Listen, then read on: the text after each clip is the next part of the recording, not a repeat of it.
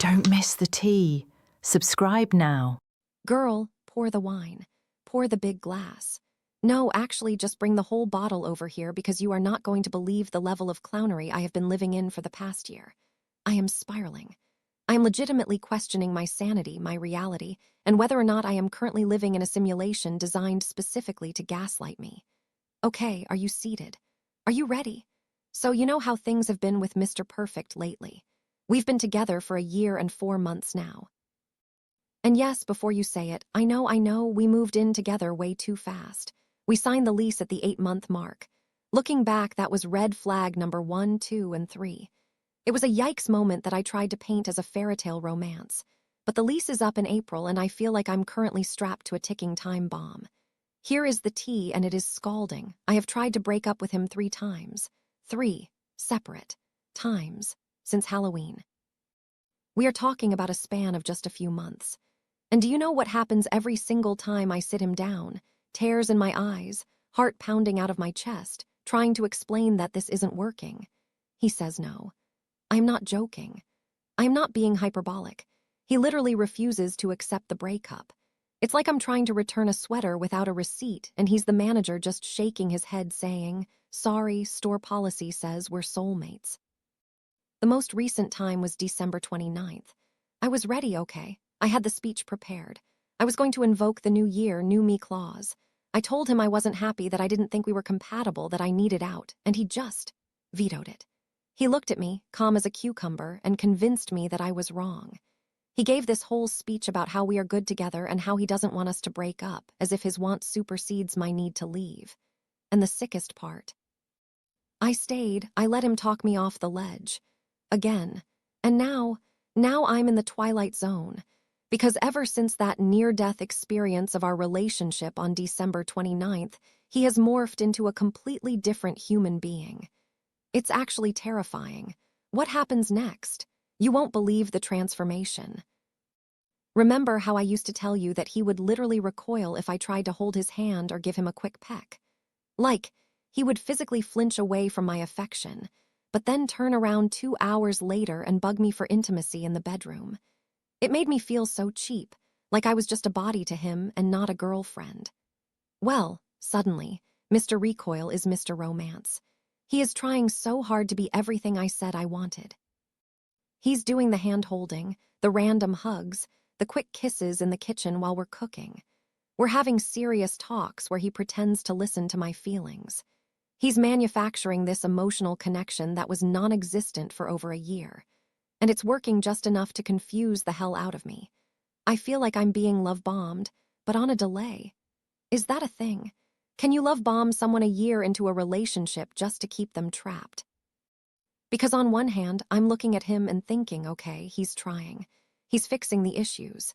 Isn't that what you do in a relationship? You work on it. But deep down, like deep in the pit of my stomach where the anxiety lives, I know I want to leave. I fantasize about living on my own again. I dream about my own apartment, my own space, silence. But then the good-on-paper logic kicks in and paralyses me.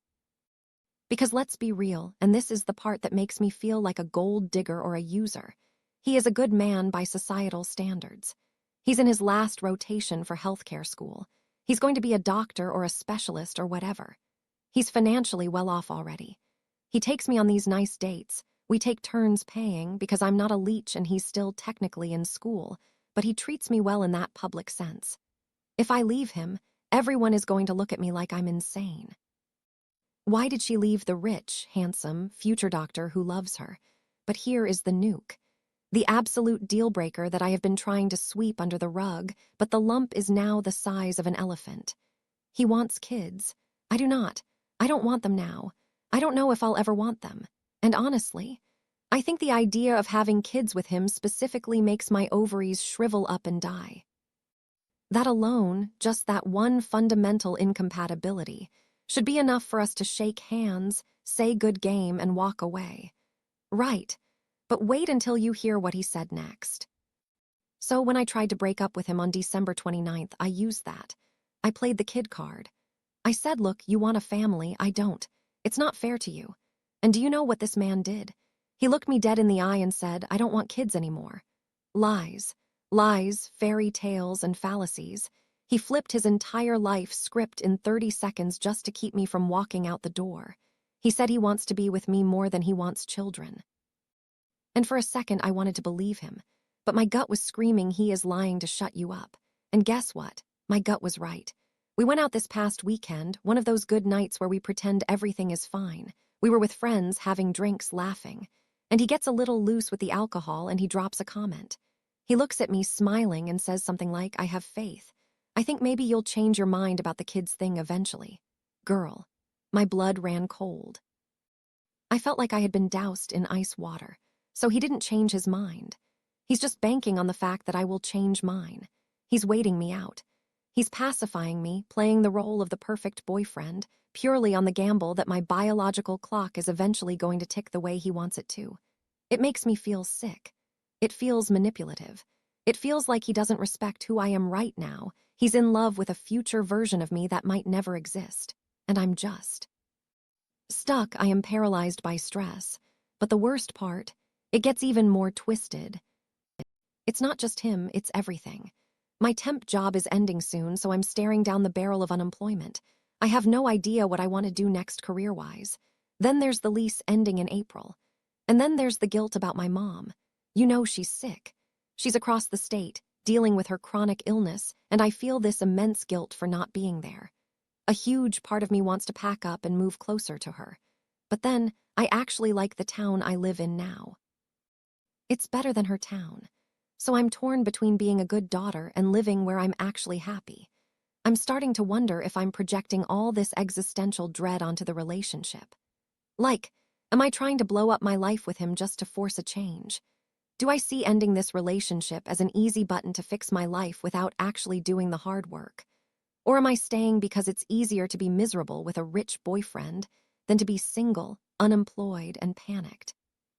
Oh my God, and I haven't even mentioned the cats. We have 2 cats, together, that we got together. I can't even get into the full story of how we ended up with 2 of them because it is a saga in itself, but they are basically furry handcuffs right now. If we break up, who takes them? Do we split them up? It breaks my heart to even think about it. They're innocent in this mess of a life I've created.